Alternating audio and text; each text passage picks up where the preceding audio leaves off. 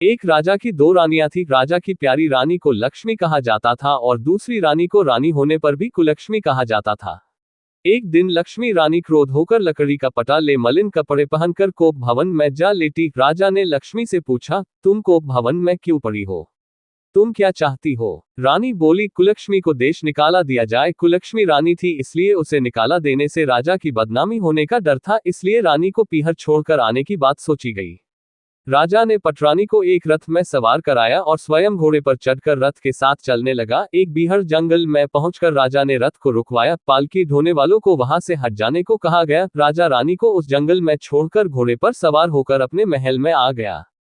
कुलक्ष्मी को बाट जोहते सारी रात बीत गई। रानी को प्यास लगी, वह रथ से उतरकर पानी की तलाश में चल दी। रानी ने आसपास पानी खोजा परंतु उसे कोई जलाशय नहीं दिखाई दिया। रानी ने एक सारस के जोड़े को एक तरफ जाते देखा। रानी कुलक्ष्मी सारस के जोड़े के पीछे चल दी। चलते चलते वह एक नदी के किनारे पहुंच गई। रानी ने सोच आदि से निर्वत होकर उसी नदी में स्नान किया और जल पीकर अपनी प्यास बुझाई।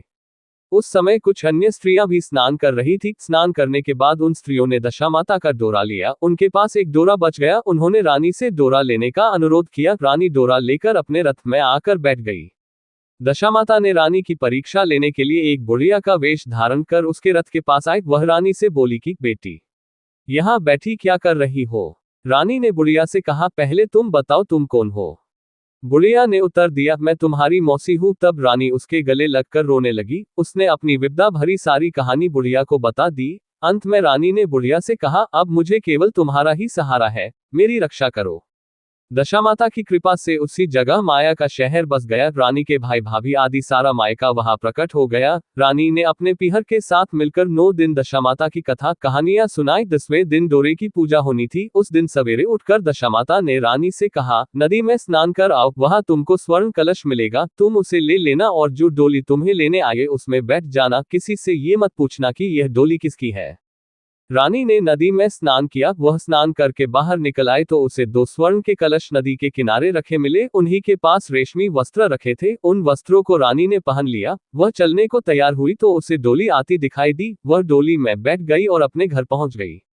घर पहुंचकर उसने माया के परिवार की सब महिलाएं सहित दशामाता के डोरे की पूजा की, सुहागिनों को भोजन कराया। इसके बाद उसने पारण किया। अब रानी अपने पीहर में आनंद पूर्वक सबके साथ मिलकर रहने लगी।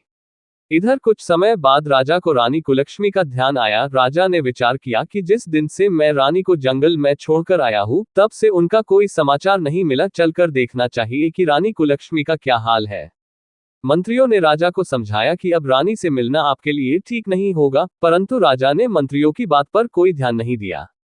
वह घोड़े पर सवार होकर उसी स्थान पर पहुंचा जहां पर रानी को छोड़ आया था। राजा को यह देखकर बड़ा आश्चर्य हुआ कि यहाँ तो सघन वन था परंतु अब यहाँ रमणीक बस्ती बसी हुई है। राजा ने लोगों से पूछा, ये कौन सी नगरी है?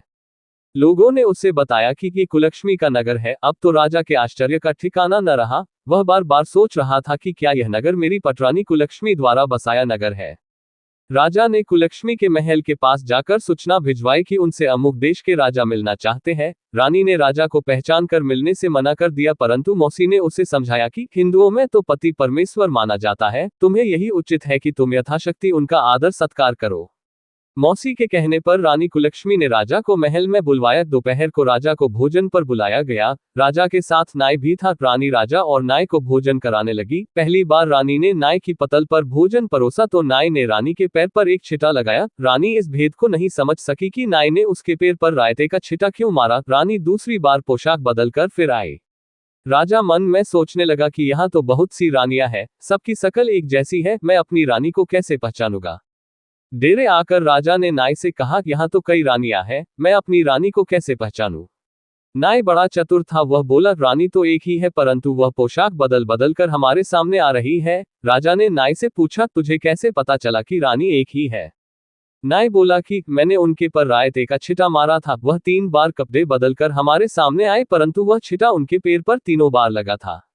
अगले दिन रानी ने राजा को अपने महल में बुलवाया। राजा को अपनी मेज पर बिठाकर खाने के लिए पैन का बीड़ा दिया। पान खाकर राजा पलंग पर लेट गया और रानी उसके पैर दबाने लगी। राजा ने रानी से अपने किए के लिए क्षमा मांगी और रानी को अपनी राजधानी में चलने को कहा। रानी ने कहा, आप मुझे किस मुंह से चलने को कह रहे हो?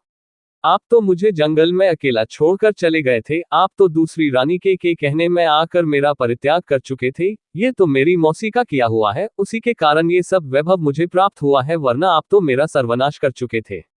राजा ने रानी को बहुत समझाया, तब रानी बोली कि मैं केवल एक शर्त पर आपके साथ चल सकती हूँ। आप मेरी मौसी से वरदान मांगेंगे कि यह नगरी आपकी राजधानी के पास पहुंचा दे, जिससे जब मेरा मन चाहे आपके पास रहूं और जब जी चाहे तो मौसी के दिए महल में चली जाओ। मेरी मौसी बड़ी दयालु है, संभव है कि वह हमारी बात मान जाए।